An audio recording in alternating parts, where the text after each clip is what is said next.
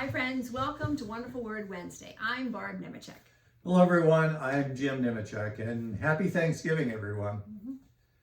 Did you know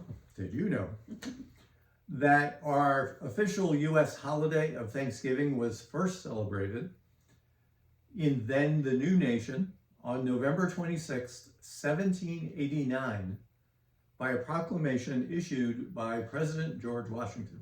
Wow, I did not know it went all the way back to President George Washington. And subsequent presidents also used proclamations. However, the dates and even sometimes the months varied. It wasn't until President Abraham Lincoln issued his 1863 proclamation that our Thanksgiving was regularly celebrated on the last Thursday of each November. Blessings from God and for our country. In honor of Thanksgiving, I would like to share with all of you that we are thankful that we can be together through this format to grow in God's love as we prepare these wonderful Word Wednesday messages. I totally agree. This time together is truly a blessing. It's perfect that you said that because our message today's theme is called Harvesting Gratitude, Appreciating God's Blessings. Of course, it's more than just saying thank you. Of course, that is important. We will explore today how to see and appreciate all the wonderful blessings that God showers on us daily. Just like the farmer in his fields will plant seeds and watch them grow into a bountiful harvest, we too can plant seeds, but these seeds are gratitude in our hearts. And when we water these seeds with recognition and appreciation, they will grow into a beautiful harvest, a harvest of joy and contentment. Today we're going to recognize God's blessings. We will learn how to see and appreciate the blessings that God gives us each day. Let's embark on that journey of gratitude right now.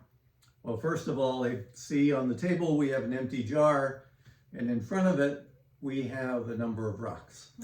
So I'm wondering how we're going to incorporate those two things in helping us to understand something very important about recognizing God's blessings. Well, first, let's imagine that every stone that I put into this jar represents a blessing from God. So can you give me an example of a blessing? Life itself. Good one. I'm going to add in here good health. Family. Ooh, another good one. The Bible. Us. Ooh, love it. Rain. Wow. So you can see as we name each of our blessings here that the jar is starting to fill up. Just like this jar, our lives are full of blessings from God. But sometimes we might not see them if we're not looking for them. And if we keep adding blessings to the jar, it obviously gets fuller and fuller. And just like this jar, the more that we all recognize the blessings in our lives, the more our hearts will fill with gratitude. But here's the thing. Sometimes life can be pretty tough, and it might feel like our jar is empty. And a little bit noisy. Yes. During those times, it's especially important to remember our blessings because even in tough times, God is still blessing us. We might just have to look a little harder, but the blessings are still there. So our challenge in life is to keep our eyes open and see the many ways that God blesses us daily. When we recognize those blessings, we should say a prayer of thanks to God because all good things come from Him. We are now going to read our Bible story where we're going to see an example of someone recognizing God's blessings during a very tough time. Our Bible story is about a man named Elijah and a widow from a place called Zarephath. It's a story of faith, hope, and recognizing God's blessings even in hard times. The story is found in the book of 1 Kings, chapter 17, verses 7 through 16. Elijah was hiding from King Ahab after Elijah announced to the king that there would be a great drought for the next few years. And the passage begins, sometime later, the brook dried up because there had been no rain in the land. Then the word of the Lord came to him. Go at once to Zarephath in the region of Sidon and stay there. I have directed a widow there to supply you with food. So he went to Zarephath. When he came to the town gate, a widow was there gathering sticks. He called to her and asked, "Would you bring me a little water in a jar so I may have a drink?" And as she was going to get it, he called, "And bring me, please, a piece of bread." "As surely as the Lord your God lives," she replied, "I do not have any bread, only a handful of flour in a jar and a little olive oil in a jug. I am gathering a few sticks to take home and make a meal for myself and my son, that we may eat and die." The passage continues. Elijah said to her, "Don't be afraid. Go home and do as you have said. But first make a small loaf of bread for me from what you have and bring it to me. And then make something for yourself and your son. For this is what the Lord, the God of Israel, says. The jar of flour will not be used up, and the jug of oil will not run dry, until the day the Lord sends rain upon the land." She went away and did as Elijah had told her.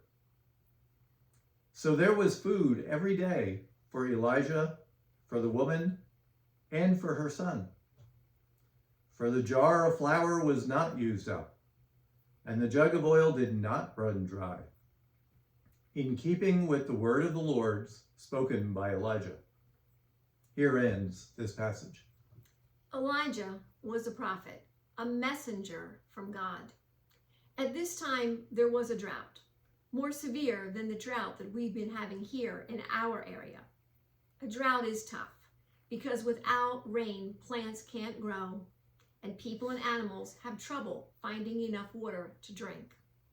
So when Elijah asked the widow for some water and a piece of bread, she didn't have enough. She only had a handful of flour and a little oil. She planned to use it to make a final meal for herself and for her son. They were in a really, really tough situation. But Elijah had faith in God. He knew that God wouldn't send him to someone without planning to provide for them. Elijah told the widow not to be afraid, as you heard from the passage, and to make him a small loaf of bread. He promised her that God said the jar of flour and the jug of oil would not run out until it rained again. It took great faith for that widow to trust in God's promise through Elijah. Just as God promised, the flour and the oil did not run out. Even in the middle of the drought, when it seemed like all hope was lost, God provided for Elijah and the widow and her son. So, with that story, let's think about how it teaches us to recognize God's blessings. I believe it shows us that even in the toughest times, God's blessings are there. Sometimes, like in the widow's case, it may even seem impossible. But God can provide in ways we can't even imagine. The key is to recognize these blessings and have gratitude in our hearts. Isn't it incredible how God works? Absolutely. Showing gratitude to God is important. There are 6 health benefits of gratitude that we can all consider. First, our physical health is impacted. Studies have shown that people who focus on gratitude get better sleep, are often more active, and get sick less often. Secondly, when we reflect on our blessings, it can even help reduce anxiety, which improves our mental health. Thirdly, gratitude improves our emotional health, which makes us more confident, leads us to higher self-esteem, and may strengthen our decision-making skills. Fourth, our spiritual health benefits when we reflect on God's blessings. It makes us think less about ourselves and more leading us toward being generous with others. Fifth, gratitude improves our relational health by helping us to connect with others and making it easier to develop deeper relationships. Lastly, gratitude makes us happier and more joyful.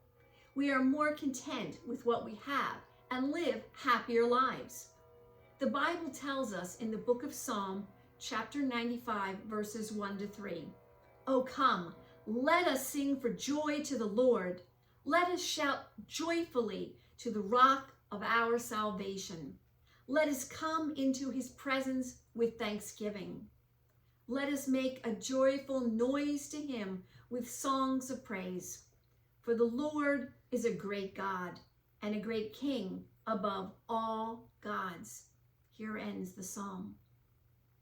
Our challenge then for this week, for those of you watching us as well as ourselves, is to remember this story of Elijah and the widow and look for the blessings in our own lives as they did in theirs. Let's thank God for his provisions and his care for us, even when times do get tough. Let us now move to end in a word of prayer. Dear God, thank you for your amazing power and work in our lives.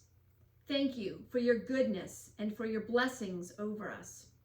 Thank you that you are able to bring hope through even the toughest of times, strengthening us for your purposes. Thank you for your great love and care. Thank you for your mercy and grace. Thank you that you are always with us and will never leave us. You may add your personal intentions at this moment.